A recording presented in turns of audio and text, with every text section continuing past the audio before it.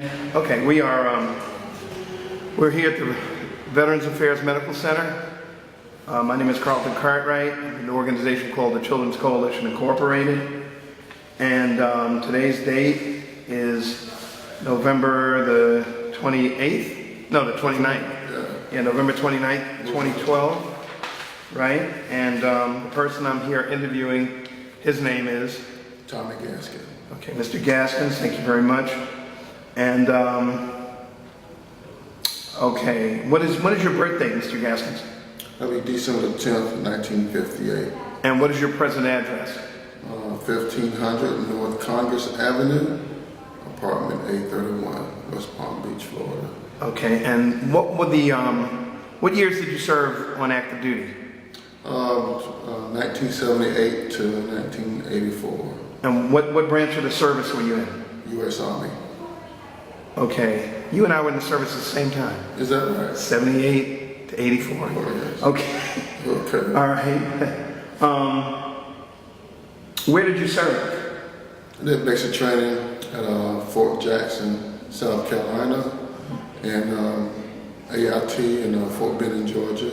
First duty station was in a place called Gilhausen, Germany. Okay. 3rd Armored Division. All right. What rank were you when you separated? I was Corporal 4. I actually lost rank. I was on rank to get E5 right after 2 years. Okay. Okay, we're going to go back to everything. Okay. Were you drafted or did you enlist? I enlisted. You enlisted, okay. Where were you at the time? Where were you living? West Palm. Okay, all right. So, why did you pick that service branch? I was like, as a kid, I had green soldiers around me. That particular branch just had some type of loyalty. It had a brand for some sort than anything else as a soldier. Right. You know, for defending the country, it just was that army thing for me. Where did you process in Miami? No, yeah, that's what I processed in Miami. So did I. Feast on Miami. Yeah. Okay. Okay, tell me about your first days of service. I guess you did your paperwork down there, and did you fly out or take the bus or? Flew out. To where? To Jackson. Columbia. South Carolina? South Carolina. And, what was the base? Fort Jackson. Oh, okay. Fort Jackson.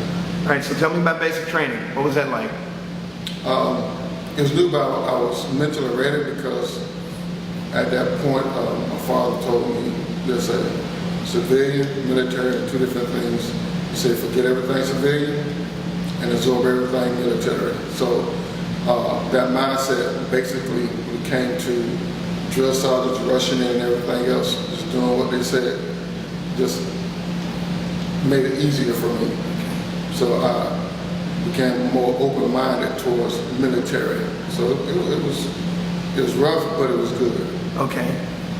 Okay. No surprises. I wasn't surprised about this and that. Things concerning, the yelling, the running, the heat, the streams this, the stream that, and everything else. With that type of expectation, left me full aware of what to expect. So it was good for me. Okay. Good. Okay. How long was basic training? 12 weeks, something like that. Okay, so like 12 weeks. 3 months? Yeah, 3 months. All right. Where did you go after that? In the Fort Benning, Georgia, for my AIT. What does AIT stand for? Advanced individual training. And what did you train in? My MOS was 11 Charlie, infantry, mortarman, indirect fire. Oh, okay. All right. Okay. Do you remember your instructors in basic and in tech school? Basic training, my most drill sergeant that stood up was a staff sergeant, promoted Gordon. He wasn't tall in stature, but he had this smoky the barrel look. He was the drill sergeant look. He was inspired. Matter of fact, on bivouac, I had my mom to make a cake and send it to him. Okay. Because he didn't leave you hanging. Right. He made you a soldier. Okay. And I he really, I admired him. He made me want to be a soldier. I got you. He was sharp all day, every day, precise on the weaponry and purpose of learning, not just to be here or whatever, just he gave me purpose. So from that point on, I was open, and so everything I was taught, I was, made me sharp on it. Gotcha. Okay. All right. Good. So what about? Was he basic and tech or? No, he was basic. Okay. He was basic. Then when I went to Fort Benning, Georgia, all my drill sergeants there were pretty top notch and very smooth and concerned about combat arms. They know they're teaching you about combat arms, not just going through the training itself. Right. Again, they knew what they were doing. Again, and so I came out as one of the top guys. As a matter of fact, the top person in the gunnery for setting up the gun itself. So I was a top gunner coming out of AIT. Okay. Good. Excellent. Okay.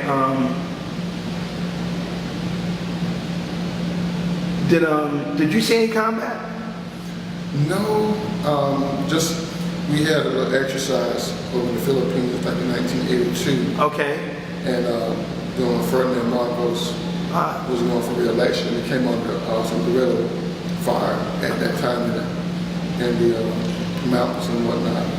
But nothing for some combat and whatever, but there's something that was paid attention to concerning those particular matters. Right. Was there part of the protection concerning the re-election of Ferdinand Marcos? Because it's kind of crooked, the voting thing was. Politics. Yeah, the politics, the red tapes, so forth. And so right. Yeah. Were there any casualties at all in your unit, or did you see any wounded personnel on either side? We had one casualty, but it was an accident. Okay. It was old ammunition that exploded. Stuff back from days in MacArthur when he was there. Oh wow. Yeah. Oh, it was ordnance that had been left there. Yeah. Basically, no, it was just old stuff that wasn't, properly handled. Oh. And they overlooked the date and certain what the lot numbers were on that. So it was a mistake. Somebody got hurt? Yeah, very bad. Yeah. Were they killed? No, just a few casualties, injuries. Okay. Yeah. Okay.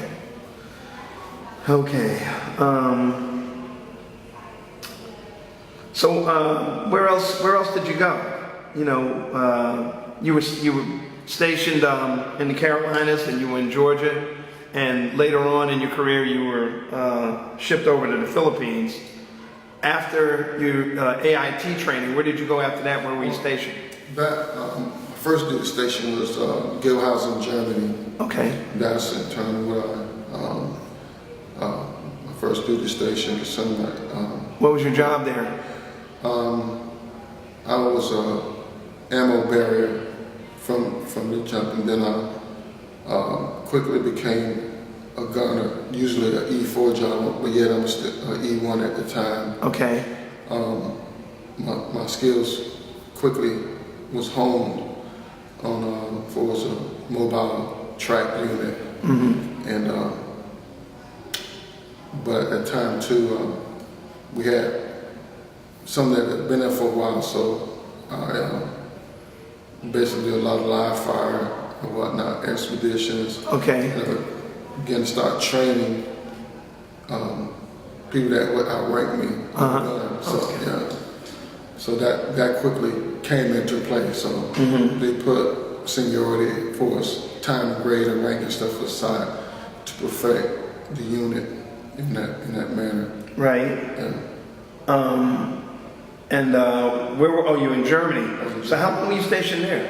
I was stationed there like 2.5, 3 years, something like that, almost 3 years. Okay. Oh wow. Okay. All right. Did you get to travel? Yes, travel. I was married. My first marriage at the time. Okay. And, okay.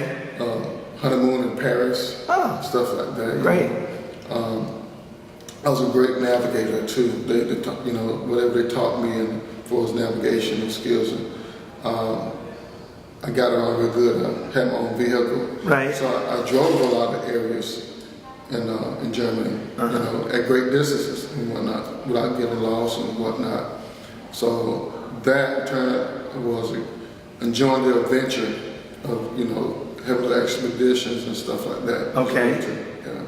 So that time was good too. Did you go out on maneuvers a lot? A lot of maneuvers. Okay. A lot of maneuvers. Exercises. A lot of maneuvers throughout the forest and whatnot, and again, it was about navigation. I came very good at it. It was a passion. Good sense of direction, huh? Good sense of direction. Okay. Matter of fact, as a E3, I went to a leadership course called BLC, Brigade Leadership Course, which they waived. I had to be an E4 to go. You have to be a corporal or a spec for or whatever, ready for leadership. And my group, my platoon sergeant and platoon leader believed I was ready for that. And then I also went to NCO Academy at the very day I got ranked E4. So it's kind of wrapped on like 14 months of service. And so all the stuff that the military was teaching me, I was absorbing it in. Okay.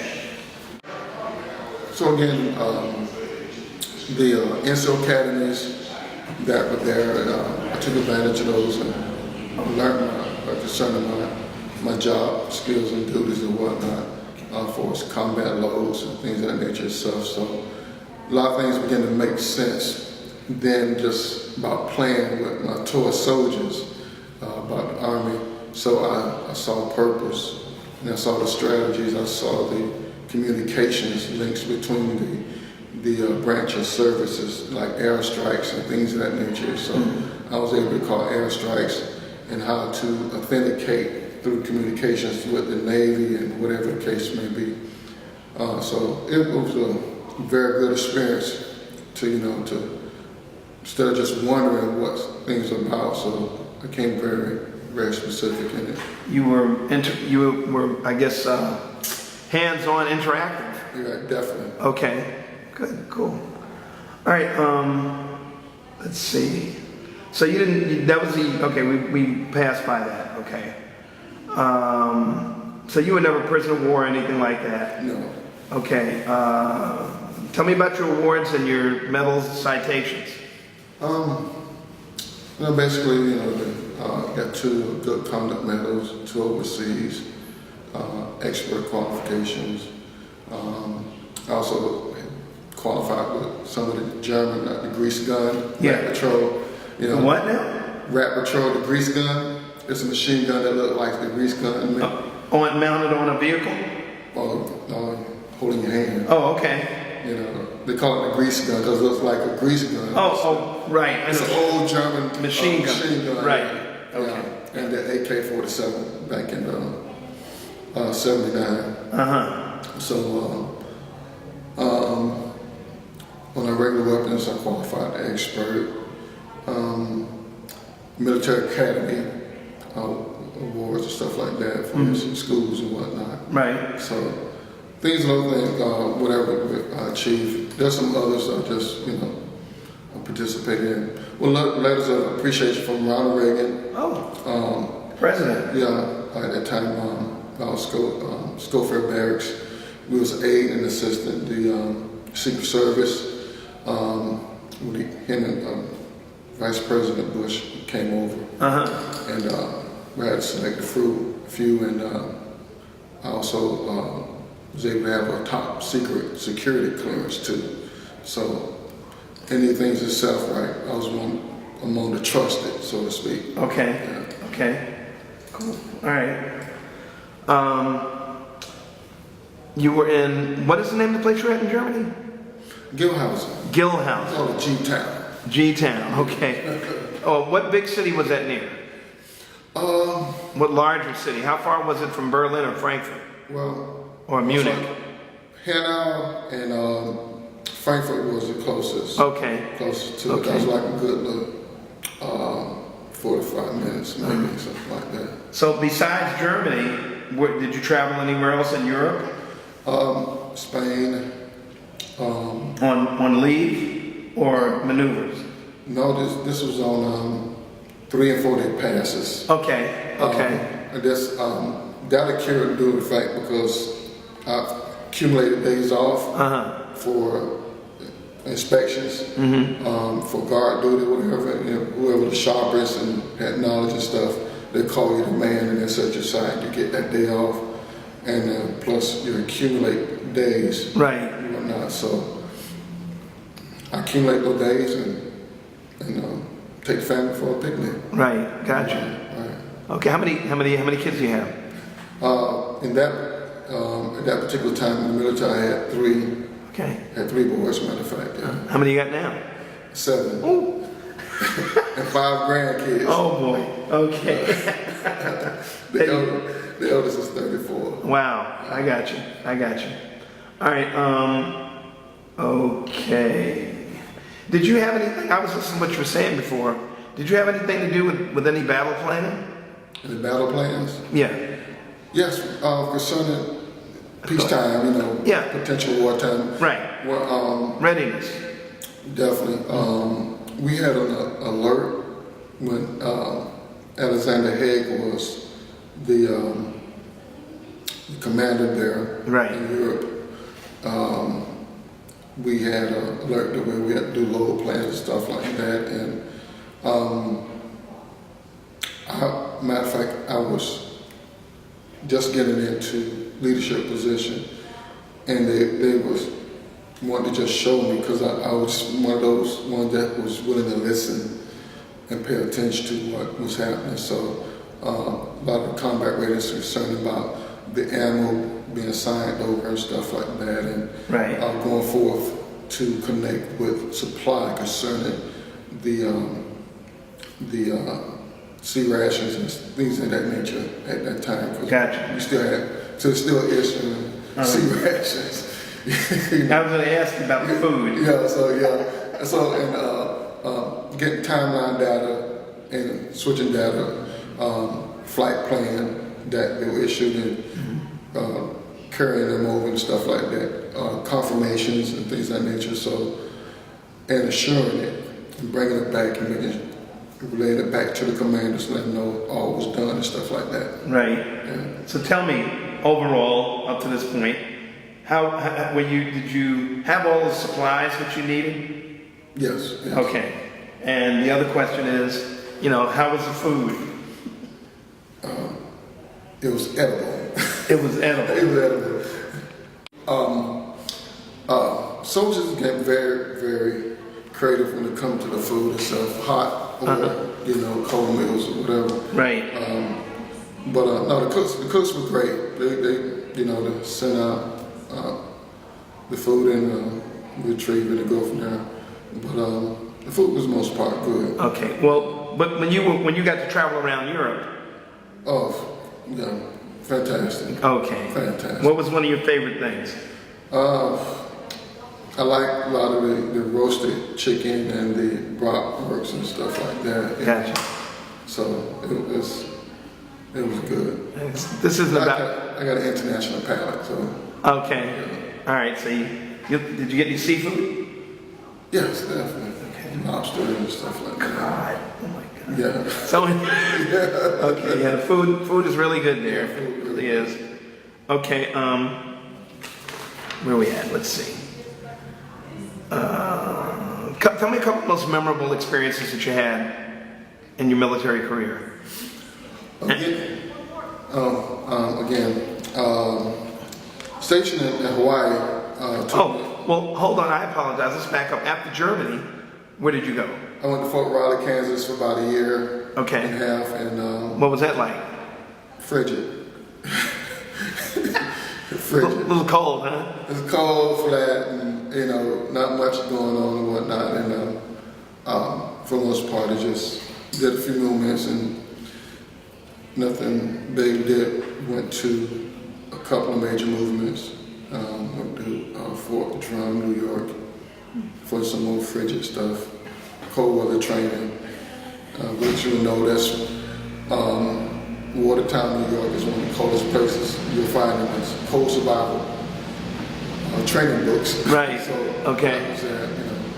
But not much on that. It was pretty 1-2 punch kind Right. of thing, you know. But Hawaii was took us a lot of places, took us around the world, you know, for its tactical movements and things of that nature itself, you know. So Japan, the Philippines, Australia, Fiji, a whole bunch of places, you know, in terms of which. Hawaii was took me a lot of places concerning everything that's around it. You know, they took us south of the equator. You know, I got to see all 3 oceans: the Atlantic, the Pacific, and the Indian Ocean. Okay. So it was a great experience concerning military and both. You know, get to see the wildlife. You know, the whales, the migration of the whales. Right. That's cool. Another experience. Yeah, it was very good. My third child, my son, was born there in Honolulu. Oh, really? Yeah, they basically grew up there. Even the eldest one, because he was small. He was like 4 years old at the time when he got stationed there, and they grew up and had some childhood friends and everything. As a matter of fact, he went back there like 6 years ago to visit. Wow. Okay. Yeah, so they that's a long time friends there too as well. Great. That's great. So have we missed anything? After Watertown, then you went west Went west to all the west, Pacific. To the Pacific. Okay, and you were stationed in Hawaii. Right, How long were you there? Out there 3 years Uh-huh. for my duty, and after my ETS, I got out of state there, moved there, stayed there 2.5 years, so like 5.5 years, you know, altogether. You mean when you separated, you lived there? Yeah, once I separated, I stayed there. Oh, really? Yeah. Really? Okay, that's interesting. Kids were going to school there and stuff like that. Gained new friends, culture and everything else. What were you doing for a living there? I was doing sales. Matter of fact, I was doing sales and promotion. What were you selling? First of all, I was selling electronics and also Kirby vacuum cleaners. Okay. Okay. I was persuasive at the time. It was also delegated features and benefits, and one of the things itself that I learned helped me from my leadership courses and NCO academies that I went to. Some of the leadership traits helped me in that. Leadership what? Leadership traits. What is that? That's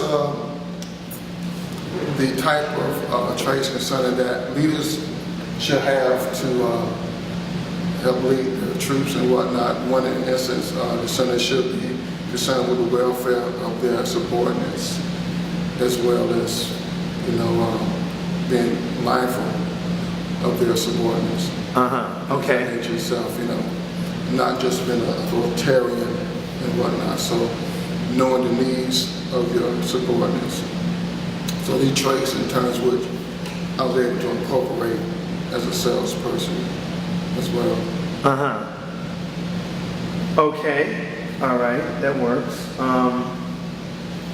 So that's what you did when you got out of the service. Right. Separated in Honolulu. Right. That's cool. And you had a family with you. That's great. Yeah.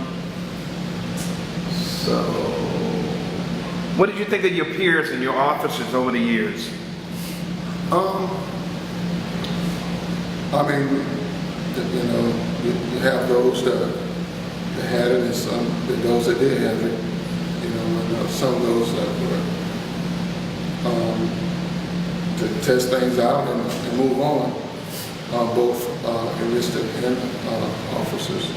But for the most part, it was very rewarding to get to know them for who they were individually as well. So, but a lot of the My senior NCOs had a great impact on me. My CO, from all of my duty stations, even after I enlisted, were also eye-opening for me too as well. Okay. You know, for what to look for in my career. Right. Military. Okay. Did you keep a diary? Not so much. I kept my pay stubs. That will tell a story. You know. That's one way to tell the story. Yeah, you know. Okay. So, all right. Let's see. Did you use your GI Bill at all? No, I'm getting ready to use that now to go back to college. Okay. All right. For what? I'm going for behavioral counseling, things of that nature stuff, and I'll be going back also for marketing, business marketing. Okay. Yeah. Okay. You told me you made some close friendships. Did you still maintain those friendships today? Yes. Two, matter of fact, right here in Palm Beach County. Okay. And we touch bases and get together physically and share some stories and stuff like that. We dare to talk about our own self. We allow each other to talk about the other, but and to share some things with each other kids. So they're taught my kids about me and stuff like that. And right. They do the same thing, vice versa. So it's pretty. It takes us back. Okay. It takes us back. Okay. Okay, that's great. Did you join any veterans organizations? I'm sorry? Any veterans organizations? You belong to any?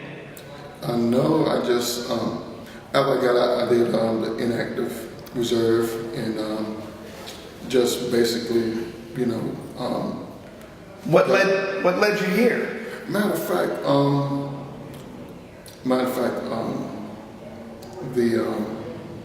the VRAP program, First Stop program, that's pretty much that's it. But the VA force, you know, checking, you know, my health and whatnot. Okay. Nutrition. How did you get this job? What job do you have now? This, in terms is a CWT. This is like a training type, you know, those that has been out of work for a while and to get us back in vocational rehab, things of that nature, and from also concerning previous injuries, you know, versus service and non-service connected and things of that nature. All right. Yeah. How long have you been here in this? 4 weeks. Just going on 4 weeks. Okay. All right. So, did you retire? No, I didn't retire. I did. I re-enlisted once. Oh. But that's what took me on to my 7th year. But I decided to move on afterwards, you know, because some of the things you might, you know, some people encounter in their career itself, you know. So sometimes you have contingency with other fellow troopers, and that may come against you for whatever reason and whatnot. So I didn't, and I lost rank behind that. Oh, okay. Right. Yeah. Yeah, you were telling me. Okay. Yeah, and I was told I fell asleep at the NCO meeting at the NCO club. And the first sergeants, not first sergeant, but the command sergeant made his meeting, and I'm on the front row. And the sergeant major said, no, that didn't happen to him. No, that's it. But yet, after he was leaving, that's what it was about. You know, him leaving and change of command. Right. But yet still slipped it in on me. Real quick, just want to go over, and you said you got out of the service in '84. Right. What'd you do after that? I was already into sales already. And how long did you do that? I did that for like 2 years. In Honolulu? You know, Waihiwa, Waipahu. All over? Yeah. Okay. Yeah. Island of Oahu. Gotcha. Yeah. All right. And you did that for 2 years. What did you do after that? I started doing some side work like acoustic consulting. I was selling also electronics. Oh, all right. For a car. You really got into marketing, huh? Yeah, and plus that was I was an audio enthusiast too. Ever since I was a teenager, so I always liked the high-end stereo equipment. Gotcha. So I went ballistic in Germany too while I was there. But I did a little consulting services at the end of that. All right, I got last couple of questions, and it's regarding the military influence. How did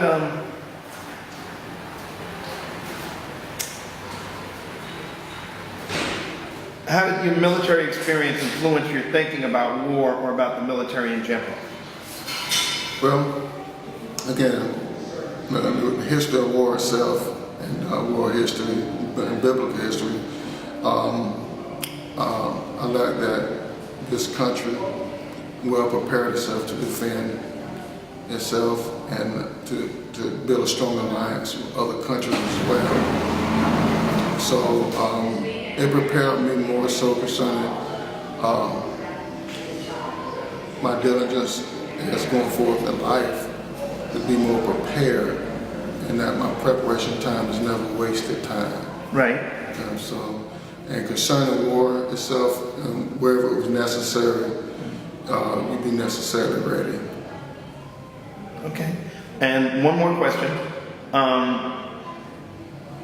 What was the overall effect on your life that the military has had, in your opinion? Well, again, it's about readiness. It kept me being ready. It kept me to pick up, regardless, whatever. Like I said, it was a time I became homeless for a period of moment, but I didn't sob in sorrow. Right. I didn't even claim it to make it my sorrow. About going forward. It was always about forward. So that particular attitude was really instilled with me very strong. So I lost everything before. So again, it's about forward, looking forward and going forward. So that strongly was instilled in me. Okay. And last but not least, do you feel we left anything out? Did we cover everything? No, yes. Okay. Well, I want to thank you for the interview and thank you very much for your service. My God. Absolutely. Pleasure.